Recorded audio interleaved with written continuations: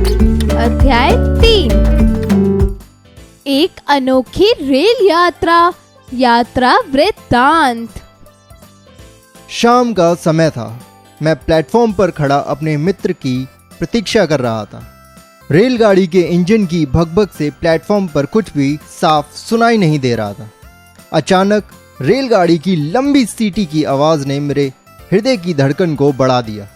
इसलिए नहीं कि मुझे सीटी की आवाज़ से डर या घबराहट होती थी, बल्कि इसलिए जिसके इंतज़ार में मैं समय से पहले प्लेटफॉर्म पर पहुंचकर प्रतीक्षा कर रहा था, वह मेरा दोस्त अभी तक नदारद था।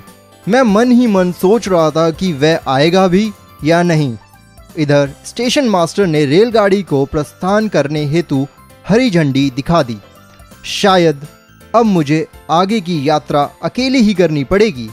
ये विचार मन में लिए मैं जैसे ही रेलगाड़ी के डिब्बे की ओर बढ़ा, मुझे सफ़ेद अचकन और काली पैंट पहने, हाथ में भारी भरकम सामान लिए दूर से भागते हुए मेरा दोस्त आशुतोष नजर आया। मैंने रेलगाड़ी की रफ्तार को ध्यान में रखते हुए आशुतोष को जल्दी से किसी भी डिब्बे में चढ़ जाने का संकेत दिया। अब रेलगाड़ी प्लेटफॉर्म से निकल चुकी थी, मगर मेरा हृदय न जाने क्यों इतना घबरा रहा था कि आशुतोष चढ़ा भी होगा या नहीं। मैं अपनी सीट पर चुपचाप माथा पकड़े बैठा हुआ था। इतने में मुझे किसी की आवाज़ सुनाई दी। सारा सामान भली भांति रख लिया है ना? यह आवाज़ किसी और की नहीं, आशुतोष की थी, जो पीछे के डिब्बों को पार करते हुए अपने डिब्बे तक आ चुका था। जल्दी से अपना सामान ठीक जगह से बांध लो और खिड़की वाली जगह घेर लो।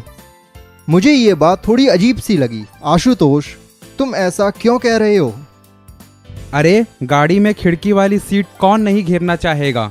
दरअसल बात यह है कि अगले स्टेशन पर कुछ लोग चढ़ेंगे जो तुम्हारे सामान को और तुम्हें हटाकर गाड़ी के फर्श पर बैठने के लिए कहेंगे। आशुतोष की ये बात सुनकर मेरे मन में कई प्रश्न एक साथ उठ खड़े हुए। कौन लोग और वो ये सब क्यों करना चाहेंगे?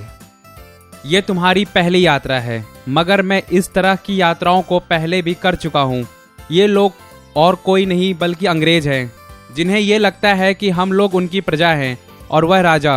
वे हम पर हुक्म चला सकते हैं। हम उनकी दया और क्षमा के योग्य तब तक नहीं बनते जब तक हमारा हृदय सुखाकर वो लोग किसी संतोष को प्राप्त ना कर लें।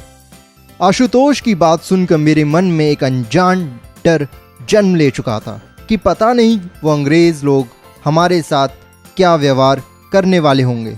अगला स्टेशन देखते ही देखते करीब आ रहा था। ख्यालों की उधेड़बुन होती रही और स्टेशन आ गया। अंग्रेज अफसरों की भीड़ रेलगाड़ी के डिब्बे में चढ़ गई।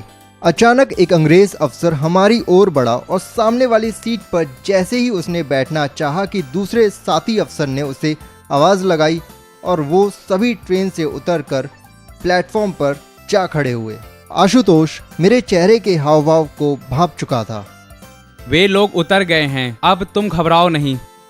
यह बात सुनकर कुछ देर के लिए मेरा हृदय संभल तो गया, परंतु पूरी यात्रा में मेरे अधीर मन ने अनेकों सवाल के साथ साथ एक ऐसे कुंठा को भी जन्म दिया जो अंग्रेजों के प्रति हमारी दासता थी। मैंने आशुतोष से कहा कि हम कब तक इनके गुलाम बने रहेंगे?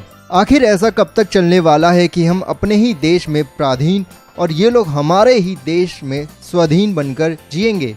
आशुतोष के पास भी मेरे सवालों का शायद कोई उत्तर नहीं था। हम दोनों पूरी यात्रा के पश्चात अपने गंतव्य स्थान तक तो पहुंच गए, लेकिन अपने उत्तर तक नहीं।